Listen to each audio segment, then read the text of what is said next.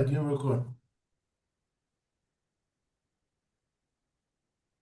Okay, welcome back. We're continuing Sefer Kuzari. We have today, and our next class will probably be finishing the first section of the Sefer Kuzari. Remember, last time we spoke, um, the Kuzari says to the Hacham, he says to him, you're kind of like uh, grandizing the greatness of your nation, right? You're getting carried here. You're getting carried away, praising your people so much that you seem to forget their disobedience. And he's talking about the golden calf right after Ma'amad Har Sinai. We're talking about this great event that took place of Ma'amad Har Sinai. He says, this nation that you're speaking so highly of, how is it that, like, the next frame, the next scene in the movie is they're committing this horrible transgression of Chet HaEgel, right, the golden calf. So the Hachami responds, right, that sin was counted all the heavier because of their greatness. He says the reason why it was such a great sin is not because of the sin itself, which he's going to explain soon.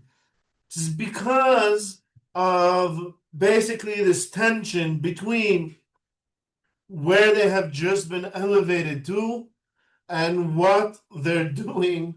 Like they're still, on the one hand, stuck mentally in this place before they were elevated. It's like this famous quote of, I think it was Ben Gurion, right? He says you can take the Jew out of exile, but it's much more difficult to take the exile out of the Jew. It's like you can elevate someone in status, but if he's still accustomed to a certain behavior, a certain mentality, he may still be stuck in that for a while. All right, so he says the reason why this sin of the golden calf was so great was because they were just elevated to like a superhuman level. Right? Great is the one whose sins are counted. Their failures mattered precisely because of the high level they were on. Right? If a child says something not nice, that's it's cute. It's a no-no. Don't say that, right? If a grown-up says something, swears and says something not nice, that's a much bigger offense. Says this makes you sound tedious. You sound biased to your people. So it says, let me explain. The Hacham is going to explain what really just happened. Bear with me a little longer that I may show you the true stature of this people. For me it is enough that God chose them out of all the nations and placed his influence, his Segulah, upon them collectively, something unprecedented. All right? Remember, we were talking about the Segulah, and we were going through the lineage of people. We're going to go through it now a little bit again. But what happened now in Ma'amad Har Sinai was for the first time this Segulah, or this, what Rabbi Yehuda HaLevi refers to as Ha'inyan Ha'ilahi, this divine essence, is now no longer passing from one individual to another individual, but now it's being applied to a collective, something that's never happened before. They all reach the level of being addressed directly by God. In the Hebrew, it says Ma'alat HaDibur. What's Ma'alat HaDibur? Well, we're going to go back to the different levels of life or existence that we've mentioned previously, right? There's the inanimate objects, we call the domim, and above that you have the tzomeach, the vegetation. Above that, you have the living creatures, the animals. Above that, you have the rational beings, the human beings. He says, and above that, there's another level. Above the Homo sapien, we'll call him the Homo mysticus, right? The level of man that's able to speak and interact with the divine, with God and the angelic beings. So they all reached the level of being addressed directly by God, Ma'alat HaDibur. They all reached this level of prophecy. The divine influence, right? The Inyan Ha'ilahi even descended on their women. It wasn't just individuals, now it's a collective, and it's the entire collective, men and women, everybody together. For there were prophetesses among them. Until then, since the days of Adam, prophecy had been granted only to isolated individuals. From Adam, right? Adam had two sons, right? He had Cain and Hevel. Cain didn't have this Tselem Elohim, this divine essence. Hevel had it. Cain didn't. Right? Adam was created in a state of perfection, a work of the wise and almighty creator, fashioned from chosen material, right? It says also the Rambam echoes the same idea that the matter with which human beings are made is like the ultimate, the highest level of matter, with no defects caused by childhood, climate, education, or environment, right? There was nothing to affect the perfection of Adam's being. No bad influences, no bad weather where he was to put him into a depression, right? No evil people around him. Says he was created in like kind of like fashion in a lab, like perfect, in perfect conditions. His soul and intellect were perfect, but it's not really his soul, what we call it today, but the nefesh, the way his body processed reality around it and understood things, and his intellect, right? He was able to understand things perfectly. He had perfect common sense. He could grasp truth with minimal reflection. Right? He doesn't need to meditate too much in order to answer a philosophical question. He just thinks about it, and through his perfect rationalizing, he's able to reach a conclusion, and a correct conclusion, very, very quickly. We call him Son of God, Bnei Elohim. And so to all those who came after that had this divine influence in them, this Segulah, them too we also refer to as Bnei Elohim, sons of God, so to speak. Of Adam's many children, only Hevel was able to continue this inner essence, the Segulah. After Abel's murder, it passed to Seth. Right? So it says Cain murdered Hevel out of jealousy. He said, out of jealousy of this status that Hevel had. And after Hevel was murdered, the next son that he had, Shet, he got this Tselem Elohim, this or Ha'inyan Ha'ilahi, this Segulah. It passed to Seth, who resembled Adam inwardly and outwardly, right? Like his biological son resembles him outwardly and inwardly in his status of Segulah, with this divine presence of God. From Seth, it passed to Enosh, and through a small line of select individuals down to Noah. These few were like the heart among the limbs, while the rest of humanity were like the shell. Right? They were the essential, the essence of humanity, and all other humanity around them, they were like we'll call it like in the movies that have like side players, right? They weren't essential to the story.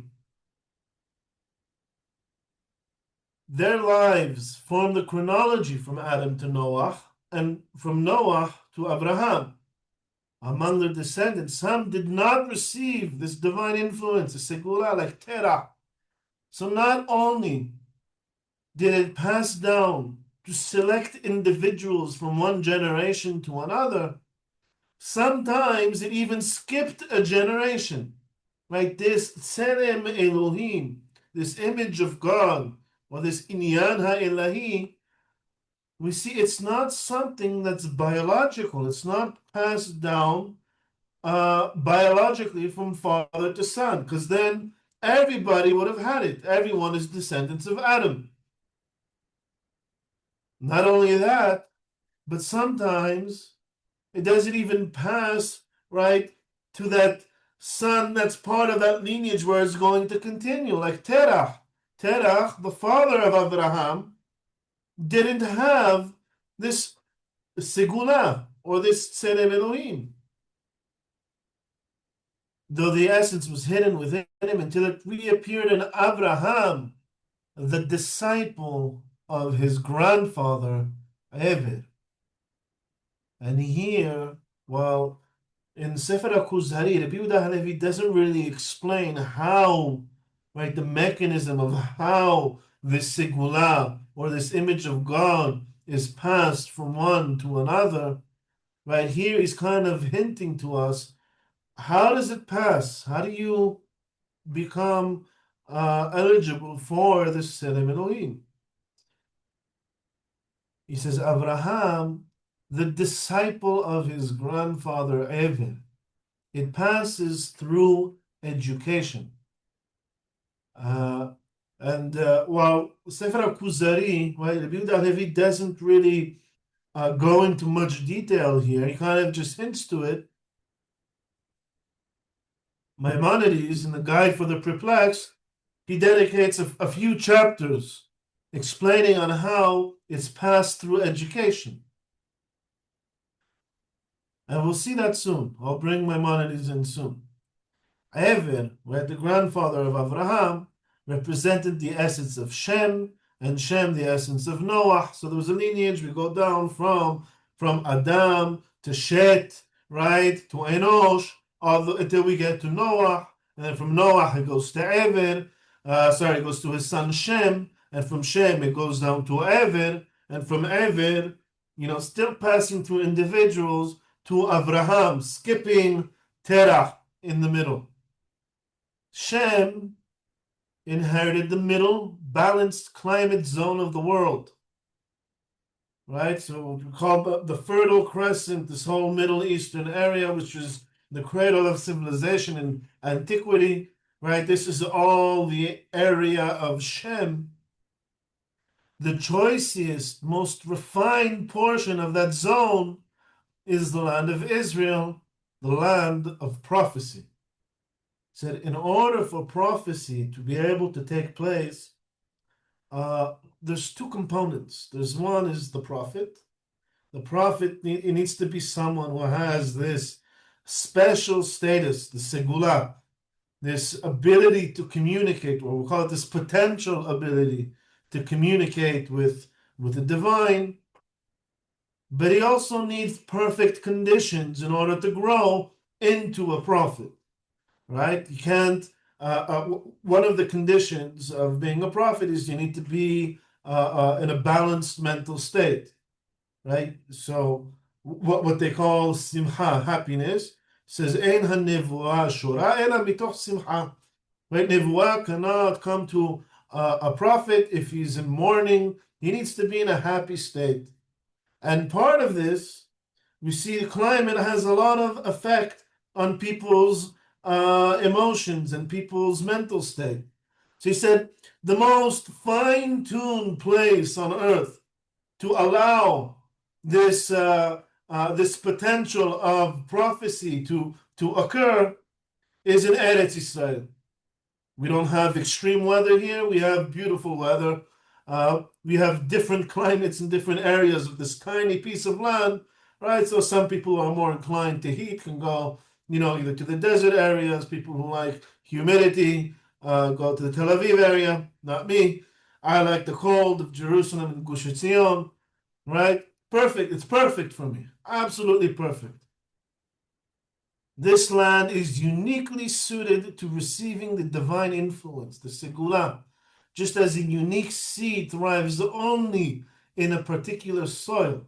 Same way, so you can't plant every single plant in every single soil all over the world, right? Some areas, for you want to plant grapes and you want to have good wine. There are certain areas that are good for vines and growing grapes. You can't grow them anywhere.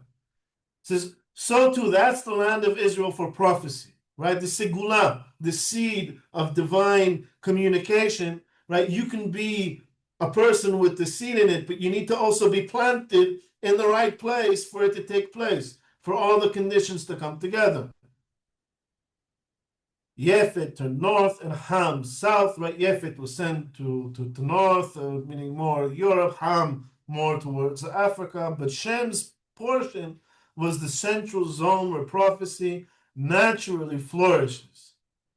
The essence of Abraham passed to Ishaq, excluding all other sons who were removed from Ishaq's unique inheritance, the land promised to him, right? If you don't have this potential for prophecy, if you don't have the Tselem Elohim, it's a waste for you to be occupying this land. There's plenty of great places in the world, right? There's only one place that's really good for this one thing. So Abraham sent Ishmael out. He left this land for his son Ishaq. From Ishaq it passed to Yaakov, while Esav was likewise removed. So Esav was sent not far to Har Seir, right across the Jordan. It says, but this land over here, the land of Canaan, or the land where the state of Israel is, this is a land for the children of Yaakov. But Yaakov's sons, all of them, were worthy of the divine influence. They all had this Segulah. For the first time in human history, where the divine essence entered an entire family, not just single individuals. Right? So we started off by talking about how this unprecedented thing where the Segulah is now applied to an entire nation, right? So he's going through the history. The first stage is there's Adam, single person with Tselem Elohim, with this Segulah, the image of God. And it's passed down from generation to generation, right, by individuals, sometimes even skipping a generation, like Terah, right, until we get to Abraham, and then Yitzhak, and then Yaakov. And then Yaakov triggers this new evolution, we'll call it, in the nature of this Tselem Elohim, of this image of God, this Segulah. Why? What happened? What suddenly changed? Anybody have any ideas? So Maimonides, I'll bring in Hilchot Avodah Zarah, he helps us understand what happened here. So it says Abraham went around educating people around him. Remember, Tselem Elohim is passed through education. You need to be educated in a certain way. ויעקב אבינו לימד בניו כולם. Right? Yaakov educated all of his sons. והבדיל לוי ומינהו ראש. And he set Levi, one of his sons, Levi, he sent it aside, וminahu rosh, and made him the head, made him in charge. והושיבו בישיבה ללמד דרך Hashem. Right? And he now institutes this new, call it institution, a yeshiva, like an academy, in order to educate the public. And Levi is now the head of this yeshiva, and his job is to make sure that his brothers stay educated. Velishmor misvot Avraham, and to follow in the misvot that Avraham commanded his sons. The misvot being, right, derech Hashem. It was all about how to treat other people, how to have an ethical a way of being. וציווה את בניו שלא יפסיקו מבני לוי ממונה אחר ממונה.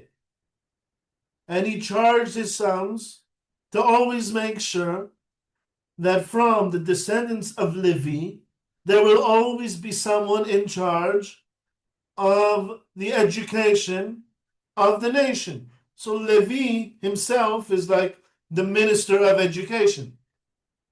Shevet Levi is like the ministry of education, and they all have schools, and they're spread out throughout the entire country. Right? Levi doesn't have a portion in the land. He has cities that are spread out throughout the entire country. Why? Because they have cities in every single jurisdiction, in every single tribe, to be in charge of educating the nation. כדי שלא יישכח הלימוד. This so that they don't forget their education. So there's always someone in charge. והיה הדבר הולך ומתגבר בבני יעקב ובנלווים עליהם. And this Selem Elohim, the Segulah, was now going and intensifying within the sons of Yaakov, ובנלווים עליהם, and all those who joined them. ונעשית בעולם אומה שהיא יודעת את השם. And now there is a nation that knows God, that they have this education, right? So as individuals to a family, and now from a family, it's intensifying, and now there's a nation that knows God. But then, after many years in Egypt, וחזרו ללמוד ממעשיהם ולעבוד עבודה זרה כמותן. Right? What happened after many years in Egypt, they were like assimilating, we'll call it mental assimilation. They went back to the pagan ways, and they were learning the behaviors, the bad behaviors of the Egyptians. חוץ משבט לוי, except for the tribe of Levi, שעומד במצוות אבות. Right? That they are adhering and loyal to the mitzvah that they received from their ancestors, from Levi and from Yaakov. ומעולם לא עבד שבט לוי עבודה זרה. And Shevet Levi never practiced pagan rituals. וכמעט כת היה, והעיקר ששתל אברהם נעקר. Right? And they were so assimilated into Egyptian culture that what Abraham's revolution and Yaakov's revolution of now educating the people and having a whole family and nation that has this image of God, right, almost completely uprooted. וחוזרים בני יעקב לטעות העמים, and the sons of Jacob are now going back, right, regressing back to this mistake of the nations.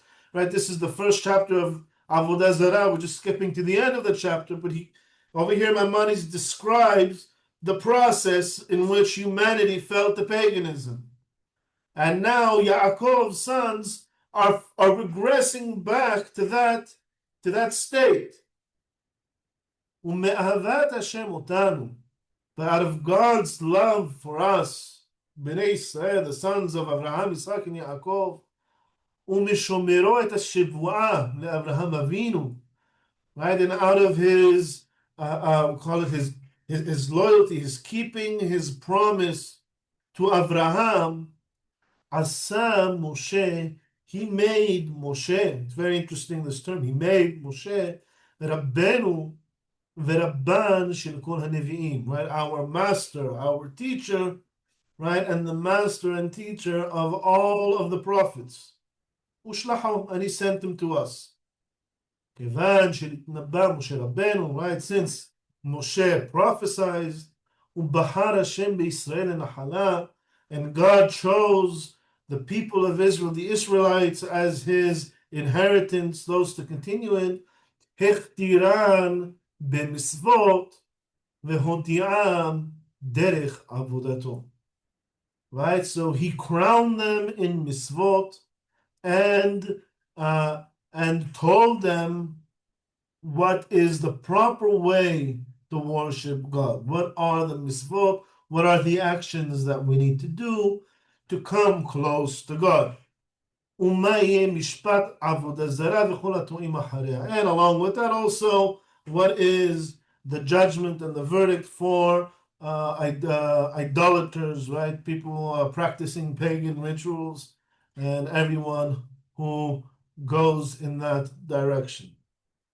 So, we see the Selem Elohim starts off with Adam, and it passes from generation to generation through individuals, sometimes skipping a generation, until it gets to Abraham, Yitzhak, and Yaakov. And Yaakov, triggers this new stage in the evolution of this Selem Elohim by instituting, right? It's a family yeshiva institution where there is one tribe who is responsible for the education of the family of the nation. And this was working for a while, and it was going very well for a while. But then it started to not work so much until the Jewish people in Egypt were assimilating. And at the last minute, the Hachamim really stressed this, like really at the last minute, right? God sent Moshe to take us out. He took us out of Egypt, right? Now, don't forget, this is an entire nation who has been practicing the ways of the Egyptians. They were mentally assimilated into Egyptian culture and Egyptian thought, right? And Egyptian pagan rituals. And now they're coming out, and they come to Har Sinai, where they trigger a new stage in the evolution of the image of God, the Segulah. And what was this Har Sinai? Har Sinai is, as we saw here with back in Sefer Kuzari, right? Chose them out of all the nations and placed his influence, his Segulah, upon them collectively, something unprecedented. They all reached the level of being addressed directly by God. שהגיעו כולם אל מעלת הדיבור. It was a prophetic state of an entire nation. The entire nation heard God's voice. What does the Pesukim over there say? It says, "Vayayim shamoa tishmeu bekuli." If you shall hear my voice, ushmartem et beriti, right, and keep my covenant, v'item li segulah mikol ha'amim, and you should accept to be my segulah among all the nations. And it says, "Ele ha'devarim asher tedaber ben." These are the things you should tell the nation of Israel. What are the things that he should tell? Ele ha'devarim. Start with Anochi Adonai Elohecha. I am the Lord your God. I am God your Lord. Right? The Ten Commandments comes after that. This was the event of Har Sinai. It was a national prophecy that everyone who attended there received the prophecy. They were all part of it. And this is the first time that this Inyan ha'elahi, the Segulah, is now applied to an entire nation.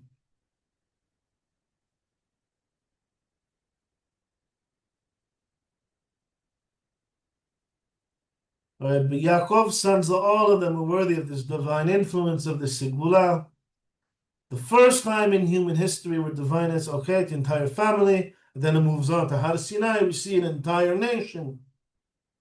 From this seed sprang Moses, Aaron, Miriam, Bezalel, Aholiab, the tribal leaders, the 70 elders, Yehoshua, Caleb, Hur, many endowed with prophecy. Thus, the divine essence, the Segulah, remained embedded in this family until it blossomed into an entire nation rooted in the land, suited for prophecy. And that's why we also inherited the land of Eretz Yisrael, because we're the only nation that, as a nation, have the potential to reach Nivuah.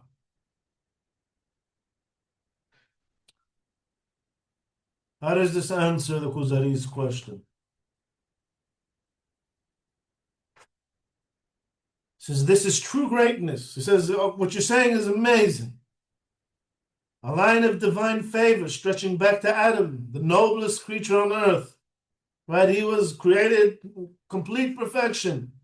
And this perfection, was passed down until it reached an entire nation. What of this privilege at the time? This privilege at the time of the golden calf, did this not cancel everything? They just heard the Ten Commandments. The entire nation just heard God speak to them. And then they revert back to a pagan act, building an image.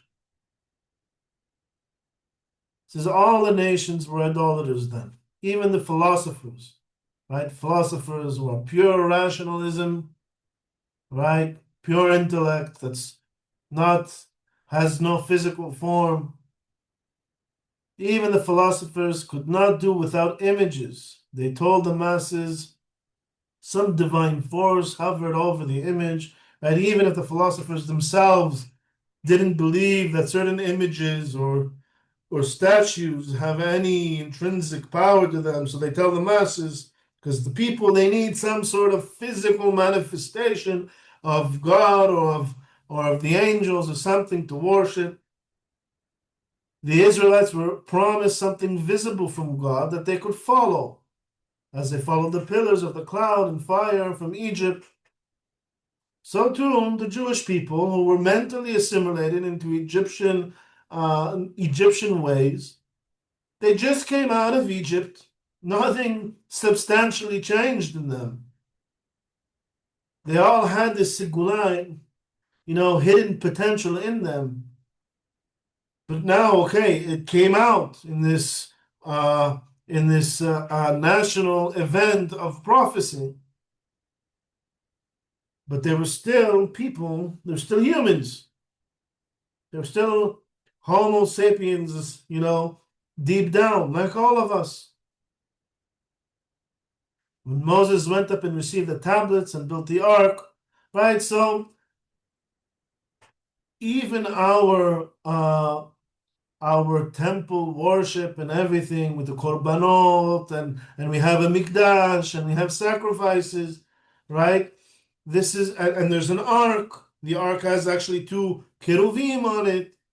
It says we weren't expected, to all of a sudden transform into angelic beings that don't need any physical manifestation of God or any completely, call it mystical leadership. There's still going to be something to follow. And then Moshe and Moshe is gone. And there's nothing left behind, to follow. Up until now, we were following the clouds. We had the pillars of fire. It's all gone now for 40 days while Moshe is gone. When Moses went up to receive the tablets and build the ark, the future focal point of their worship, right, was the Aron, the Aron HaBerit, which is going to be right at the middle in the Kodesh Kodashim of the Mikdash or the Mishkan. They waited in expectation. But Moses tarried for 40 days. Confusion broke out. Factions formed. Some decided to imitate the other nations and create an object of focus, not to replace God, but as something to point to when recalling his miracles. As the Philistines said of the ark, God dwells within it. Does God actually live inside the ark of the covenant? No, it's just a representation. Something for us to focus our attention to. Right? When we pray to God, we pray towards Jerusalem. We need to point somewhere. It's a need that we have as humans. So these people who just came out of Egypt, right, they can't be expected to just worship God by sitting in meditation. Even today, that we don't have korbanot, we're not used to bringing korbanot, right? We can't imagine a form of worship of God that doesn't include at least going to the Beit Knesset and praying and facing a certain direction.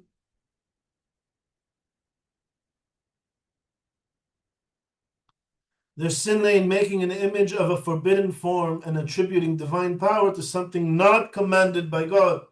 What was their sin? They got a mitzvah and they went against the mitzvah. It's not that they replaced God with something. Their intention was never to reject God. Their intention was to find some sort of object that they can direct their religious focus to in order to worship God. That's one point. And the second point, only 3,000 out of 600,000 worship the calf. So it's true that the Torah really makes a big deal out of the golden calf. But it was a very, very small minority of the people who actually participated in this sin. And it's explicit in the Torah that it was really only 3,000 people who took part out of 600,000. That's like what, 0.5%, I think.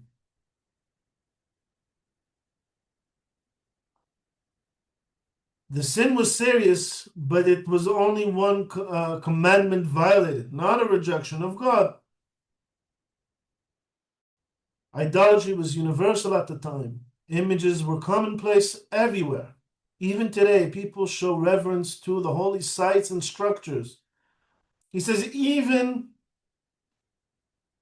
us associating Kiddusha to shuls and Batei Knesset, right? That's because it's something that we're accustomed to.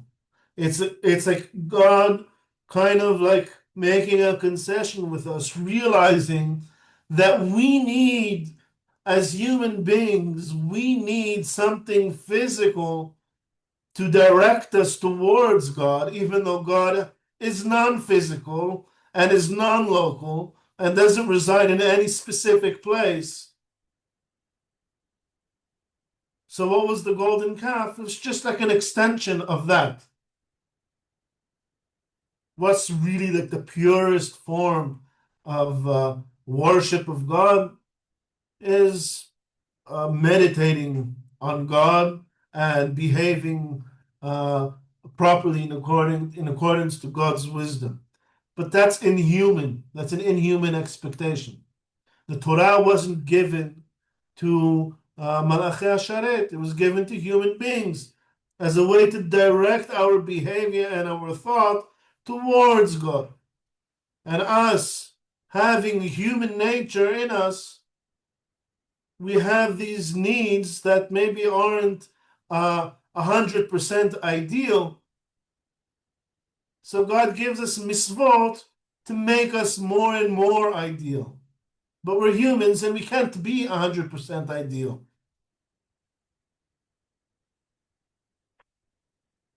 They were punished, 3,000 died, yet the man did not cease, nor the clouds, nor the pillar of fire. Prophecy continued among them.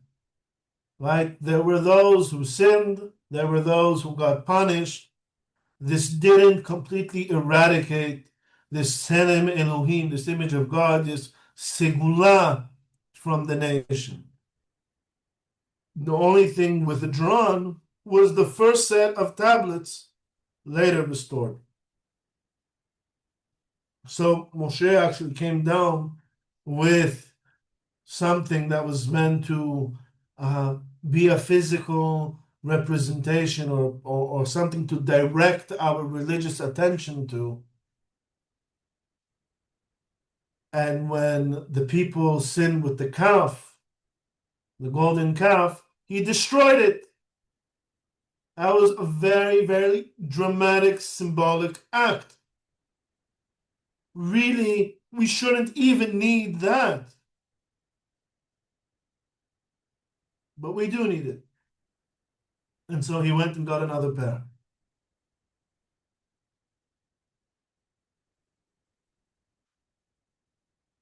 This confirms the idea in my dream that a person merits divine influence only through actions aligned with God's commands. Even astrologers and magicians try to grasp such influence. Well, what is his dream? Well, how does this address his dream? Right? The king of Kuzzari, he came to the Hacham saying, I had a dream. My dream said, right, Kavanatcha resuya, your intention is warranted. Ach ma'asecha inam resuim, but your actions are unwarranted. How does this address his dream?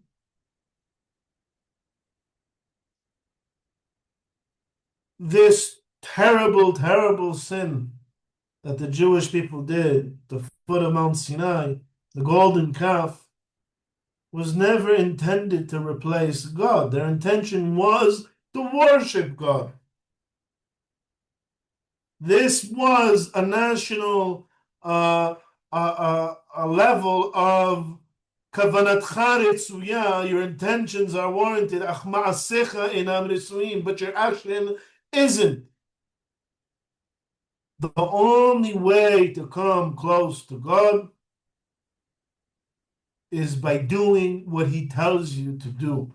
No more and no less. Exactly as he prescribed.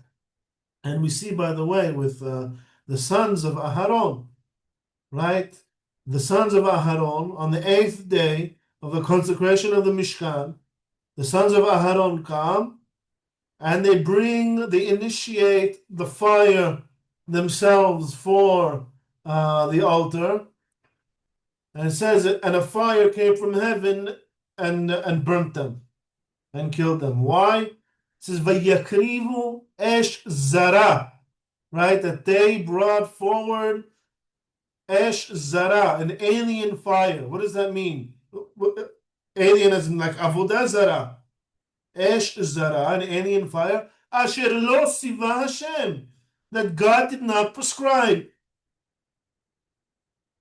This is the sons of Aharon, the high priest, and they were functioning as the most important priest in the consecration of the Mishkan.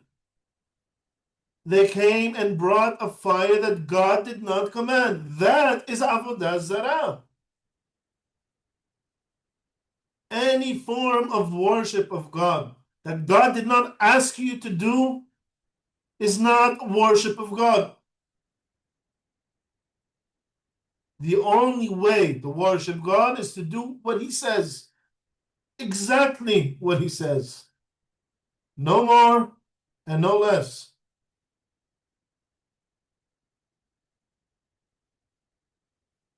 Says even the astrologers and magicians tried to grasp such influence, right? All these magicians and even the philosophers, right? They try to somehow bring down this divine influence through actions that they speculate.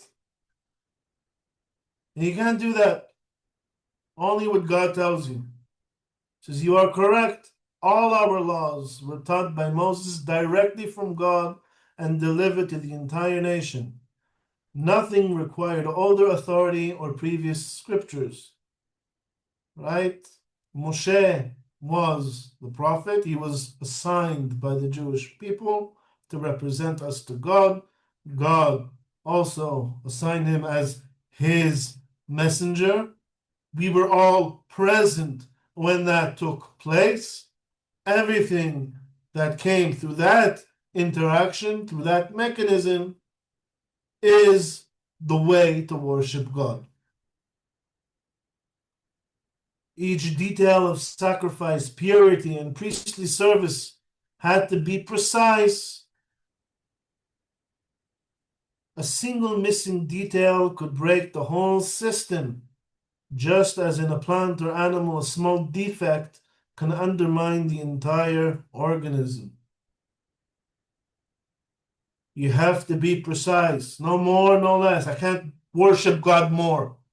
Worshipping God more means being more precise in the mitzvot, right? When the Hachamim talk about someone who's a great, very pious, a big tzaddik, they don't say someone who keeps more mitzvot. They say medakdek ba mitzvot, that he is very precise in the mitzvot. The best way to worship God is to study halacha precisely. The tabernacle was shown to Moses in its exact form. Solomon's temple was built according to the model shown to David. The future temple will follow the design shown to Yehezkel. In God's service, there is no room for speculation.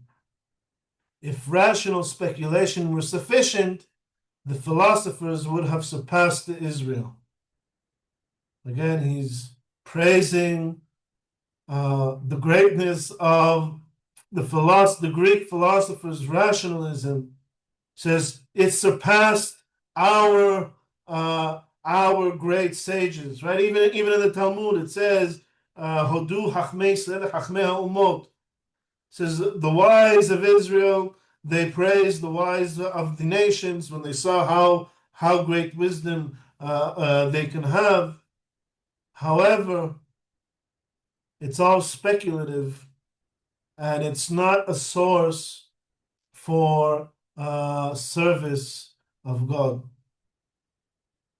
The source for service of God comes from revelation, which is beyond human speculation. It says, thus the human mind can accept the Torah without hesitation. This is the Kuzzari, he's coming back. He says, okay, so since the Torah was received through revelation, then you can be at ease, right? It doesn't need to be proven, right? The logic behind the mitzvot. It may not even be able to be proven. But because the mechanism in which we received it was through revelation, we can be sure in it. Moses promised the enslaved people that they would be freed at a specific time, and it happened. Right now, we just need to prove that prophecy and that Moshe's prophecy is correct. Once we establish that, then the whole Torah is correct. There's no reason to doubt any of it. He led them into a land ruled by nations stronger than they. The Hebrew actually says each one of those nations was stronger than them.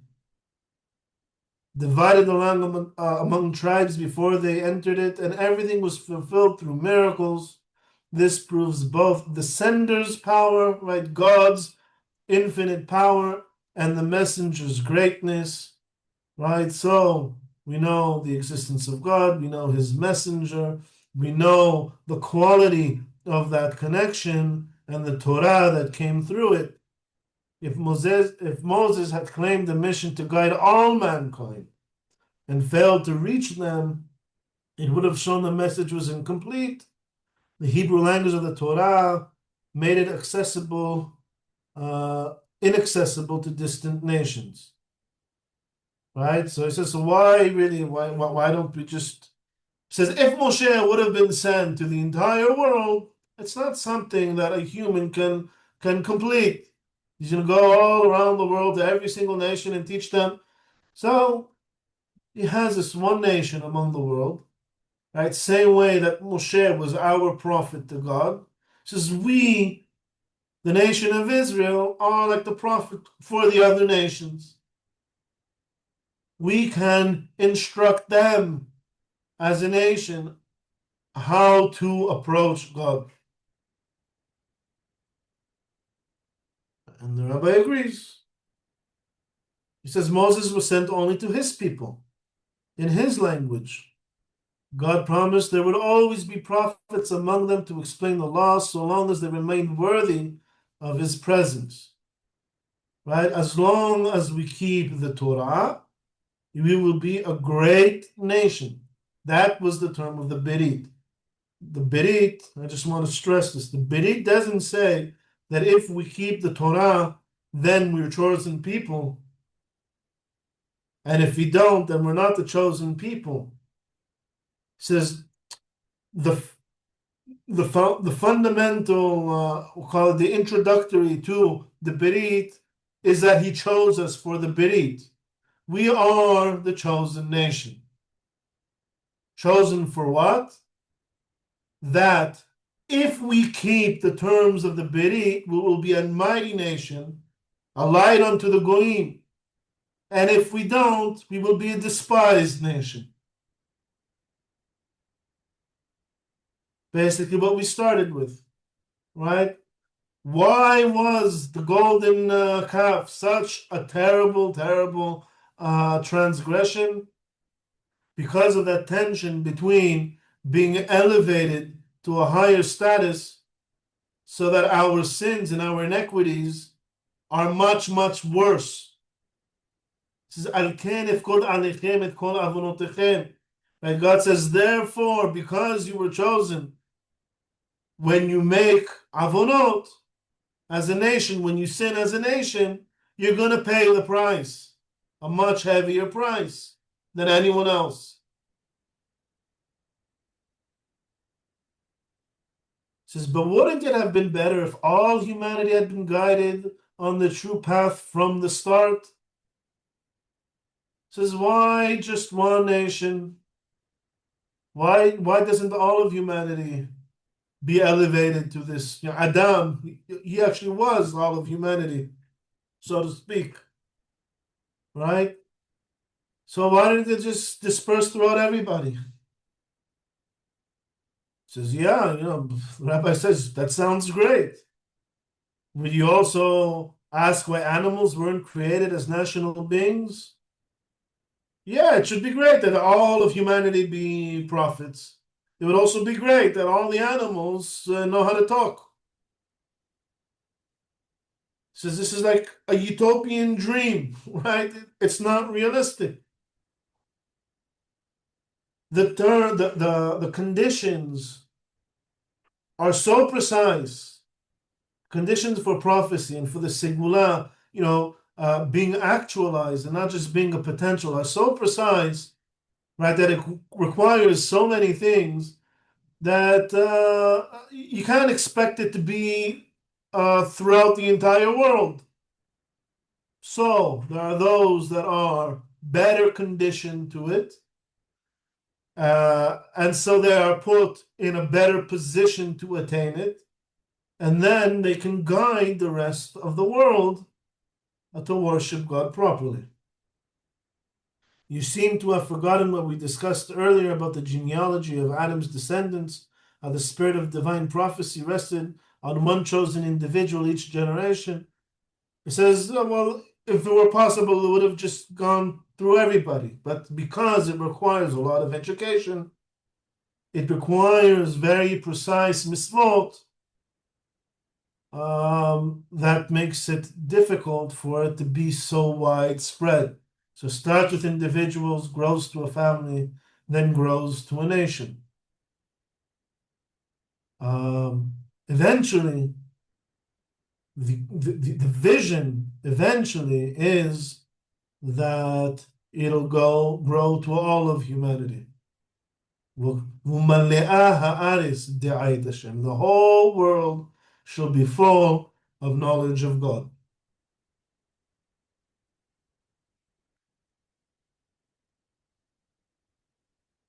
They are distinct from the rest of humanity by innate godly qualities, forming what you call an angelic, what you could call an angelic caste, right? The Homo mysticus, no longer Homo sapiens, or one evolutionary level above that, the Homo mysticus.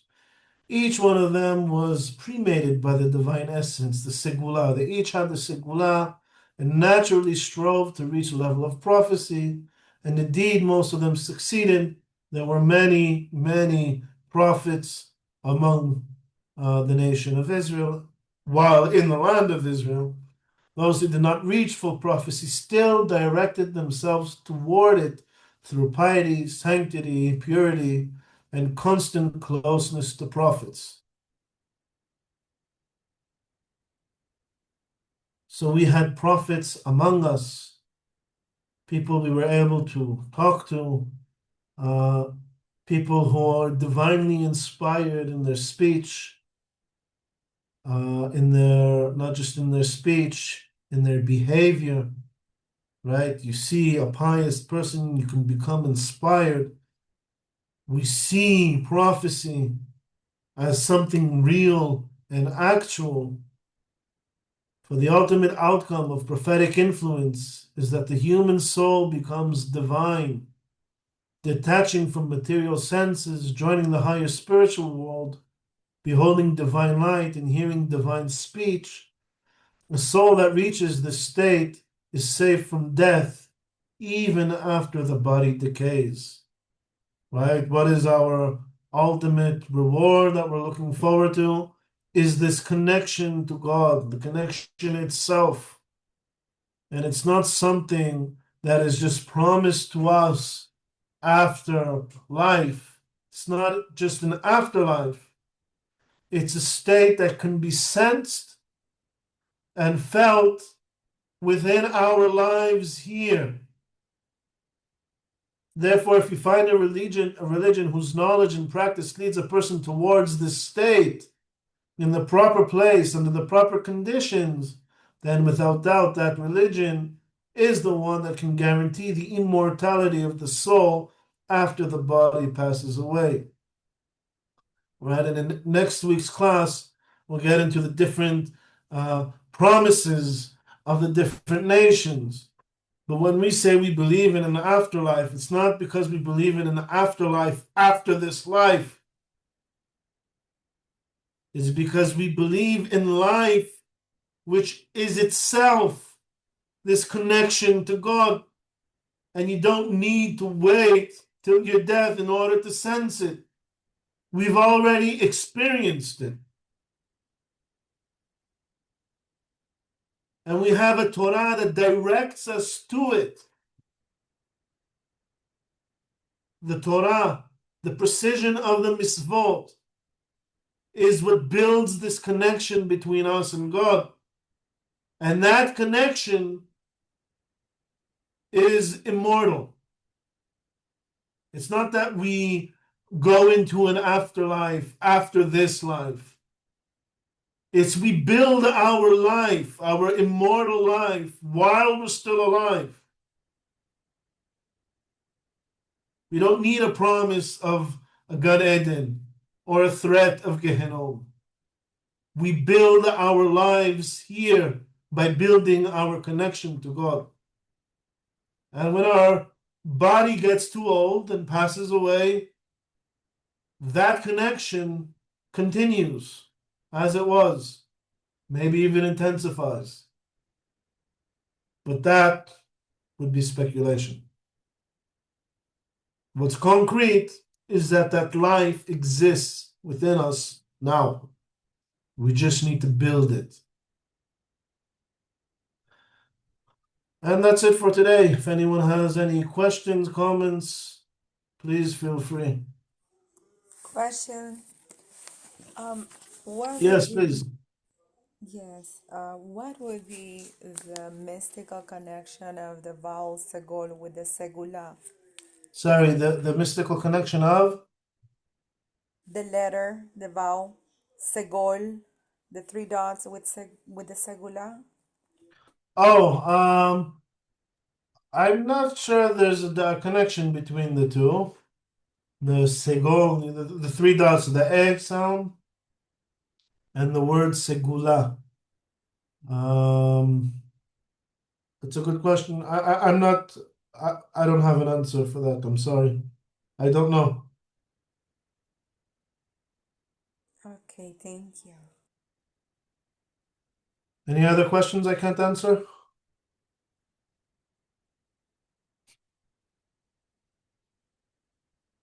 All right. Okay. So that's it for today, and we'll meet back here next week. And I think next week we'll be finishing this first section out of 5, the first section of Sefer Kuzari. All right, so Erev Tov, everybody.